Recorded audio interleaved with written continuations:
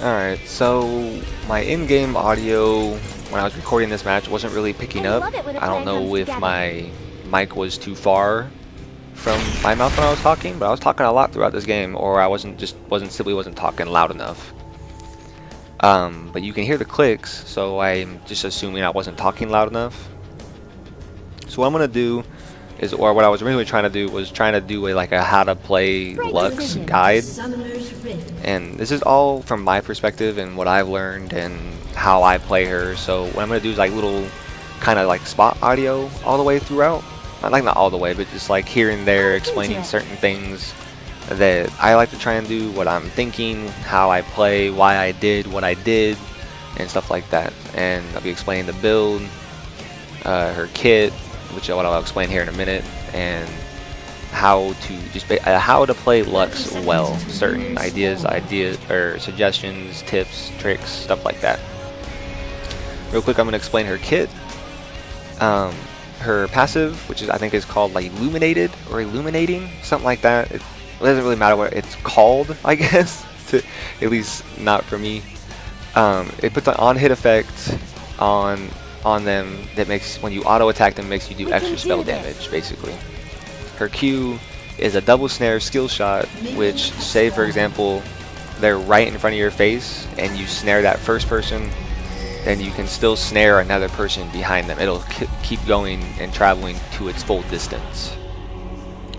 Her W, which is a shield skill shot, you throw it out in any direction and you'll shield somebody and then it'll come back again. So you can essentially heal, or not heal, but shield people twice. And that scale is actually a lot more than people will give that credit for.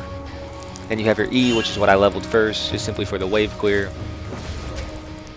That's called Singularity. I know that spell's name.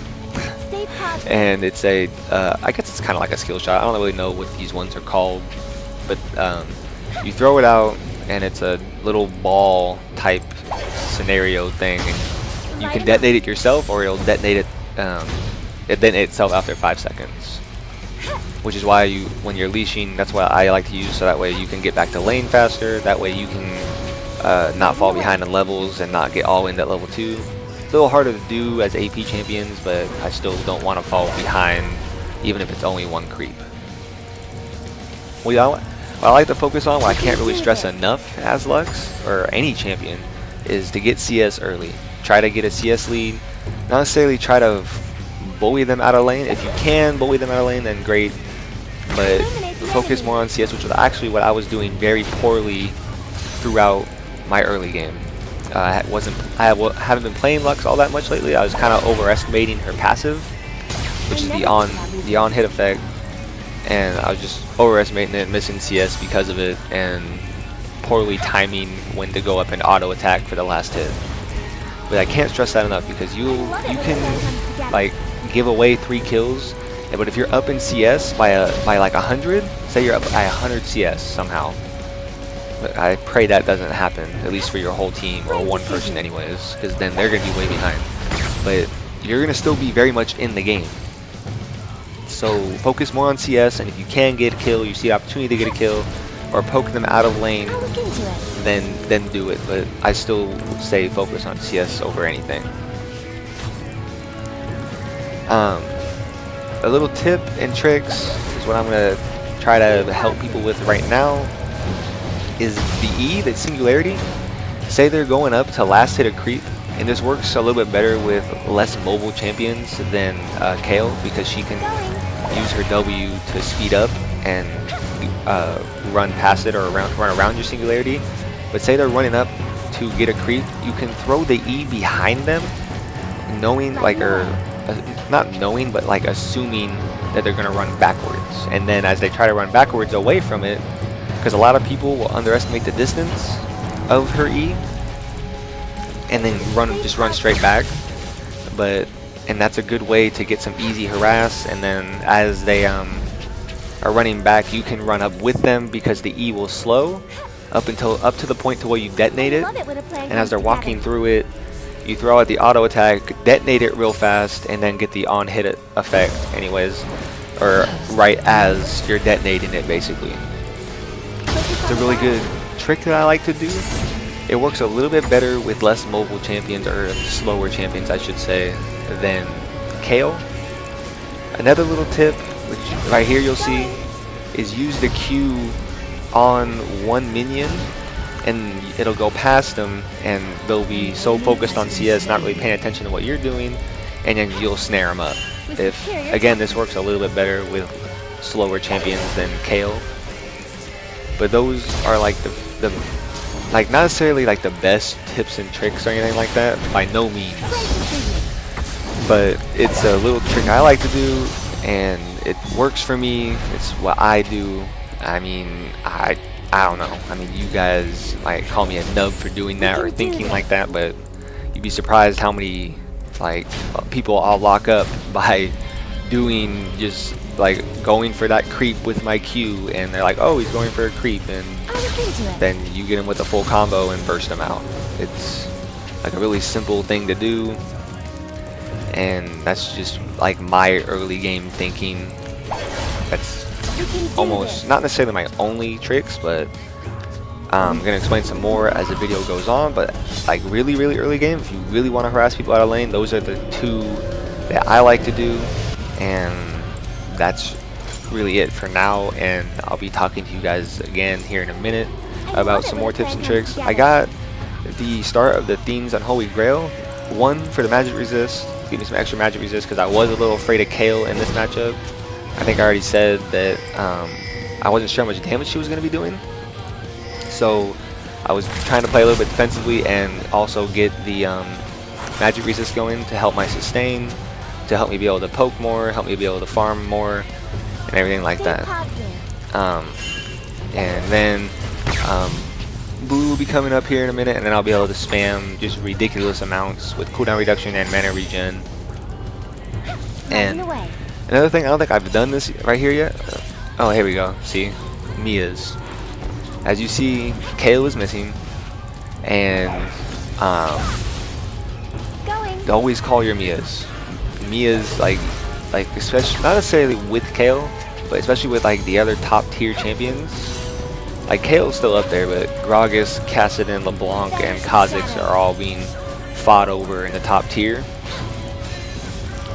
And not calling Mia's against champions like that, the high mobile champions that can jump past things basically, and I think none of their cooldowns for their jump type moves are longer than 10 seconds. I think Kha'Zix may be like a 12 second unless he's leveling it, then it will reduce. But always call your Mia's, even if it's only for less than 15 seconds. If you don't see them, usually it's better to call a Mia to let your team know that they're missing. And that's just little, I don't know. I'm really anal about Mia's. I have a hard time controlling my nerd rage when I don't get a Mia. So always call your Mia's, help your team out. There's another little trick right there. For any type of poke you can see coming, especially with blue, like don't be afraid to spam with blue ever, because you're gonna have like maximum mana for days and days on end. At least it feels that way sometimes. But when you see damage incoming, throw out your shield, because she hit me, or Kayle, she right? Yeah, she hit me with a Q, and you can see it traveling. So throw out a shield, especially with blue. Especially, like, there's no reason to not be using spells with blue, basically. Another little tip too, for early game, a siege minion. If the siege minion, for whatever reason, is giving you trouble to try and last hit. I was having a problem with this when I was first learning, but now I don't, just because I do this tactic. I use a spell on it. If it has more health and like you have a trouble calculating certain minions and how much damage they're about to do, to be able to last hit it with just an auto attack, especially as AP. That's harder to do as AP than AD, obviously. But just throw a spell at it. There's nothing wrong with wasting mana to get CS.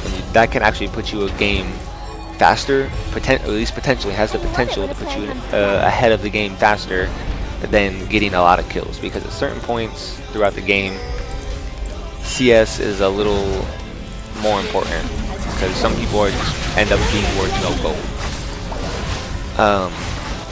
Another little tip right here, as you see, we're about, I didn't call my Mia, see? I don't think I call my Mia anyways, but we're about to get dragon. Kale's missing and bot lane's missing. That should be like almost instant dragon every time, if possible, especially if your jungler is around, because they have to secure it with smite. If you kill the jungler, the enemy jungler, and your jungler is around, that might be even safe to try and do dragon then too, depending on who's still up, who's still around. But mine was missing, and my lane was missing, and bot lane was missing, which means there was absolutely no way they could try and contest dragon. And that's a really good way to get ahead early too, is to notice positioning of everybody on the map, not just who you're laning against, but everybody. Because say, for example, I were to try and, or say I were to go bot lane and get a kill, and the jungler was at, our jungler was at like red. Say we got 2 kills even at their bot lane, because I went to go gank as someone maybe besides Lux, because Lux doesn't really gank. Like, I don't gank with Lux really, unless I get the tower and then I start to roam. But I don't leave my lane unless the tower's already gone. But then, even then, it should be instant dragon, because that's 2 missing that can contest it, because that's bot lane, and there's only 2 that can contest it compared to 4. You're gonna have a much easier time, and you might get some kills unless they just completely outplay you. And I don't know, I've seen some crazy stuff happen to dragon, but it's not very often that it happens that you can get outplayed when you're outnumbering them at dragon, unless you're already really low. Just gotta beware of certain times it's not safe, especially when you're low, to wow, that was actually a really nice flash by Elise's part. Try and predict the blitz pull. Epic. As you see right now, Kale's roaming a lot, and she's actually kind of paying the price for it. I think she falls behind in CS not very quickly, but just sooner than maybe she could have been avoided, especially when her ganks are being ineffective. But that's really the early game little tips and tricks that I have. One that I didn't do in this game would be, say for example, you see a death or a kill on your team for bot lane, or if top lane gets ganked, or if the jungler dies to the enemy jungler in anywhere in the map. This is where being aware of where everybody is comes in handy, because your ult reaches it pretty far away, and when you're mid, you can reach a good distance, and you can just ult, like not necessarily exactly where they are, but like in the area, as you see me fail a really terrible ult. But this is where her mid to late game comes in handy, for the amount of peel she can bring to your team with her Q, at least for anybody who's not an Olaf or Shyvana or anything like that. You Q out on whoever's diving the AD carry, like people like Leona, people like Warwick, people like Shyvana, Elise, anybody. Just you offer so much peel for your AD carry, whoever it may be, and just the shields and just anything like that. But I will be talking to you guys here again in a minute. I'm gonna explain some more team fights, but I don't want to bore you all with my voice basically. And so I'll talk to you guys again in like a minute or 2.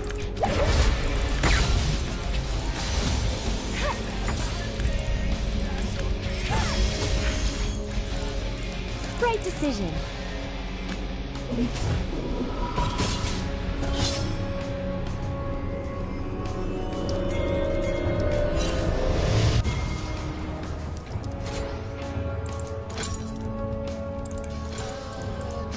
Going.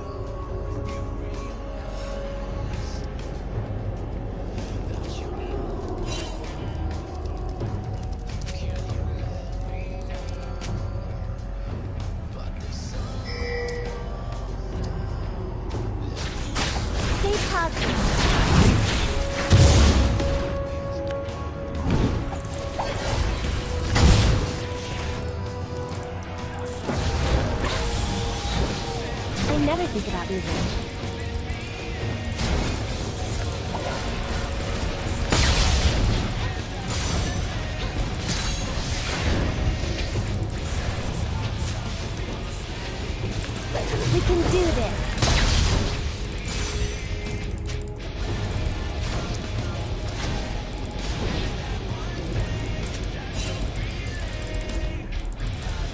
love it when a plan comes together.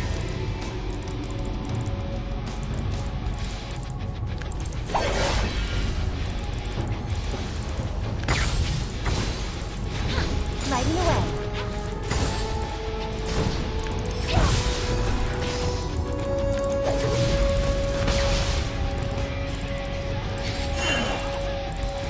I'll look into it.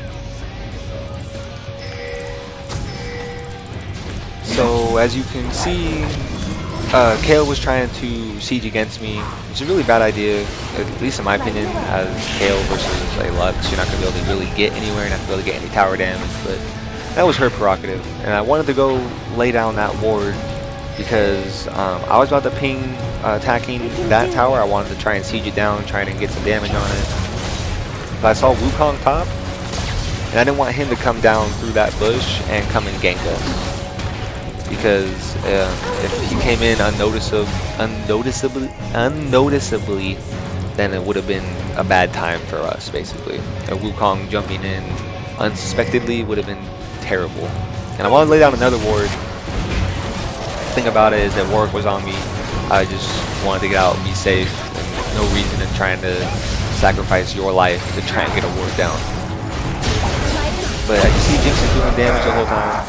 I'm about to get this kill, but we invest a lot in killing a support, which isn't always a bad thing, but when Warwick and Wukong come down, is a bad thing. If we all would have had our ults still at that time, as you see Thresh try to throw down a desperate W, his shield, lantern, express thing, to try and save the Jinx. It was that she was already dead, had like a delayed reflex. But we definitely come out on top of that, because that whole time that was happening, Elise was getting Dragon, and Wukong left his tower to train Tryndamere to try and basically free hit. So we got 2 towers, we got 1 kill, and we got a Dragon. So very much worth, 100% worth. Always, objectives are very, very worth. Even if you get, say you get a tower for a death, it's still worth, at least in my opinion, because that's global gold compared to not as much gold. It's the same amount of gold, global, when I say global gold, just to everybody. And as you see right here, I kind of nub it up, or 100% nub it up, without a doubt. Wasn't really paying attention to everything that was going on, but because at least in game. But when she took the Dragon, I just wasn't paying attention. 100% wasn't paying attention. But that's the way the cookie crumbles sometimes. Can't pay attention to everything. Alright, I'm sorry guys. But another tip too, on any champion, that goes for any champion, is to make quick decisions. When you decide to do something, do it. The indecisiveness, since this is like a real-time strategy game, an RTS and a PvP game combined, quick decisions and not going back on what you decide to do. Like if you decide to gank a lane, you decide to go farm a lane, it's almost better to keep on doing that, even if you find out in the next minute that it's the wrong decision. Because if they're having a team fight all the way at Baron and you went bot lane, or if they're having a team fight in the if they're in their red side jungle, I called it fire because it breathes fire. Kill it with fire, guys. But if they're having a team fight at their red side jungle, you running all the way up there to try and make a play on them is more than likely not going to happen. More than likely, you won't make it, especially as AP. And right here, I thought I timed the Watercall ult rather well, but I didn't, or the Kale ult, but I didn't. But I mean, it is what it is. If I wanted to kill the Warwick, a tip to do with Lux, specifically Lux, is a flash Q. You can flash Q really well with her. If I really wanted to kill, I could have tried to do that. It might have been a little bit out of my range, but I mean, if I was quicker also when the Elise stunned her, or snare, that technically a snare, right? And I would have been able to just also snare at the same time. So I mean, it would have been a snare on top of the snare and then a kill. what you bring to the table with Lux is a lot of utility. As you see, me and Elise peel back rather well once we get out of the Wukong hole, and then I basically insta-kill the Warwick because of the fact that I did the full combo on him, and we killed Wukong. So again, worth, 100%, 2 for 1, and I think they invested a little bit more in the kill than we did. I'll look into it. So tracking their ults along with yours, along with timers, is all what this game is about. It's just a ticking time bomb waiting to happen. Stay positive. And we got Dragon at like 17 minutes or so, so it's about to come up, and I'm getting some more vision down. Probably not in the way I should have got the vision. They're pinging me to blue, but my blue's up, so if 2 people get blue, then it's a little bit more effective. So that's why I didn't take this one. And to those who get annoyed by pings, because me and my team are pinging a lot throughout this game. It's probably the most communication I've had in non-ranked. I think this was a ranked game. So it's probably the most communication I've had even in a ranked game than in a while. Usually people don't really communicate, people get irritated, stop pinging me, stop pinging objectives, stop pinging that. Like, what do you mean stop pinging? Like, everyone is supposed to communicate, and since it's quicker to communicate like that than try to type. You can get caught typing and then die. That's what the pinging is for, so take it for what it is. Stop complaining about pings, because people are just trying to communicate to win games. If you're playing this game and you enjoy losing, then I gotta question what you're doing personally. And this is again why I go back to stressing CS. If I had more CS at the start of the game, then I would have been able to probably go back and get a full death cap. That's like why I can't stress CS enough. I was doing it very poorly throughout the game, so the fact that I wasn't able to go back and just get a full-on death cap, then that was very frustrating for me at the time. And as you can see, I bought some more wards to try and get some more vision, because I know the dragon was about to come up, and obviously Warwick just cleared out a ward, and Wukong activated its ult. That was kind of weird. But when you get vision down, it's a lot easier to get a dragon, which is what a lot of teams win games by, like, just getting 6 dragons in a row, and it'll be like a very, very quote-unquote boring game. But I mean, they win with gold. That's what this game's about. We can do this. And your singularity does reveal Fog of War. It's a good way to not avoid face-checking pushes. It's another little tip with Lux, and right here, this is the worst thing you can do with Lux. Just run right in the Blitzcrank pool. If I would have full-on, blown-out face-check that, we start to make a comeback, and right now it's still 4-on-4. We kill Elise, but I could have offered a lot more peel for my teammates than what was offered to them by just Thresh.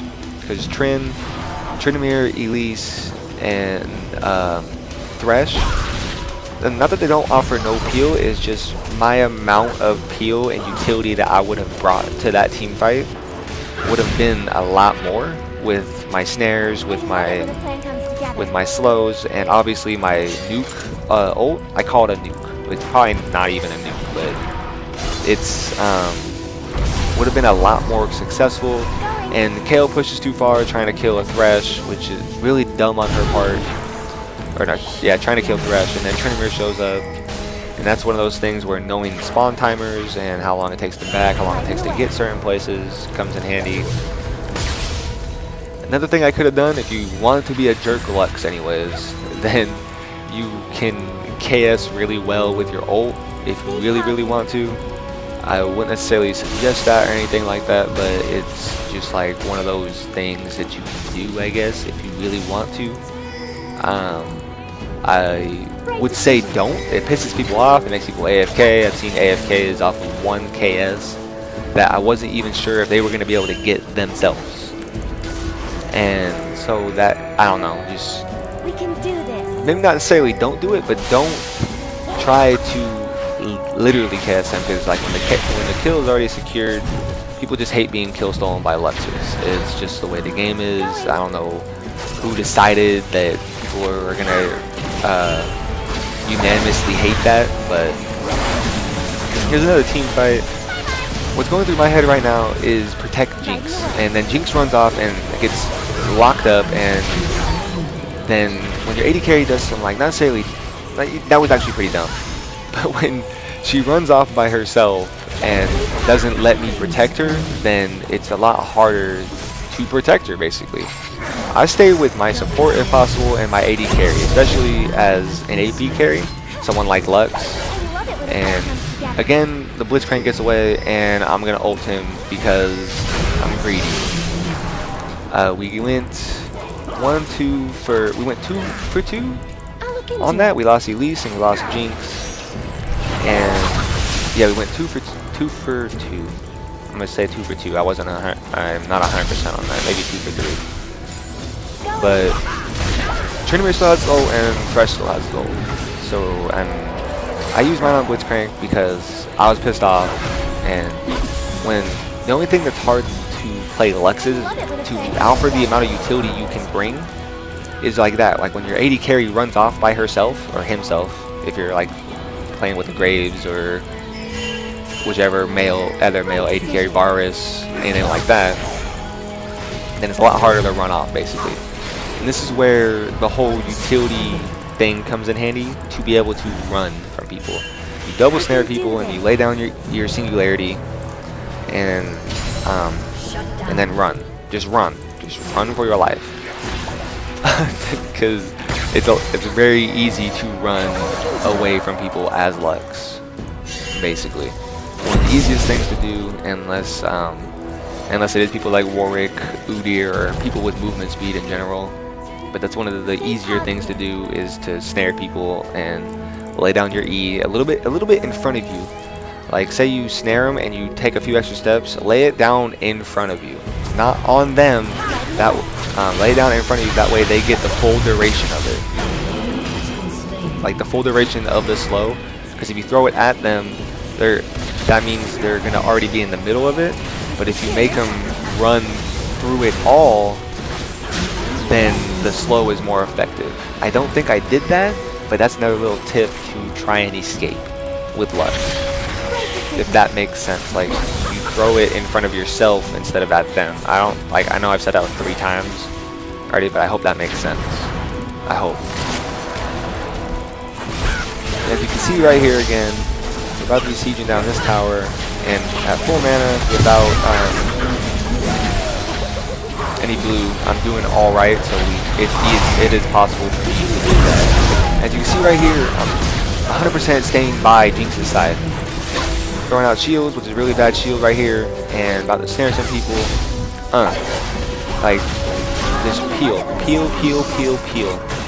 Utility for the win, and she barely gets caught by that. That's amazing. Pro Blitzcrank is pro. I thought she got away. But that's what I like to do. If I can, I will stay by my AD carry side and protect him or her, whoever is playing. And it doesn't matter, but I will do what I can to protect the highest damage or consistent damage on the team. And as you see, Tryndamere is just backdooring. I'd say Worth, we got Inhibitor, about to get another tower, and this, I think Misfortune's about to walk up. Okay, this is what you don't want to do. Don't get caught like this, and see, this is where Ignite would have came in handy, but she ulted me on the tower. I took tower damage, so I couldn't get away. And I'm about to go back and get a death cap. And with a death cap or any more AP than I had right there, she would have died 100%. I think she had probably like less than like 50 life, something like that. That's your full combo on burst, on burst, basically, or in burst, whatever, on squishies. If you can, always try to get the snare through whoever's diving onto a squishy, whether it's the AP carry, whether it's Kayle, whether it's like an Airy, especially if it's like an Airy or a Twisted Fate ulting in, even though Twisted Fate's not really played anymore. Whoever the squishy is, try to snare them, throw out your Singularity, and then ult them. That's like the best way to make it instant 4v5 because you do so much damage, and then along with all that damage, along with your shield, you just like you offer so much. There's the wave clear I was talking about. There's the disengage that I keep talking about, and I can like just as Lux is like a god in the right hands. I don't really know why she's not played in the higher tier or considered higher tier. So just one of those things. I don't know. You guys be the judge of all that. I'll let you guys be the judge of all that. We're about to win this game. We got like 5 minutes left, and 6-1-9 at this point. I can barely see it, and we're about to siege down another tower. It's better to be safe than to just full-on dive and tank the tower, because Wukong does a lot of damage. There's another little thing right there I just realized. When you snare someone like Wukong, specifically Wukong, you can, when they, as you see me throw out another clutch shield, how can you hate on that? Line them up for Lux. That's beautiful. That's what Lux lives for, is the pentakill. There's that flash Q I was talking about. That's where the flash Q is really super effective. And I think I see so much utility, so much you can bring, so much save you can bring to your team. I threw out a clutch shield and a clutch Q after I flashed. The clutch Q is real. I don't care what anyone says. That was not necessarily clutch, actually. I take that back. I take it back from myself. But the shield was definitely real, and the Q was definitely real. As you see, Blitzcrank flashed my Q, and I think Thresh's epicness. And as you see, we're about to make a run for it, and like the slow, and the ult, and I didn't think we were gonna get away. Oh, I did ult. Never mind. But I tried to get that escape on for him, but my shield was definitely on cooldown. And I mean, it's one of those things that I can't really help, but I tried, and you try, but you only do so much. Your cooldowns are sometimes too long to be helping people, but I mean, definitely the flash Q and the clutch shield on Jinx, you can bring so much in the right hands as Lux.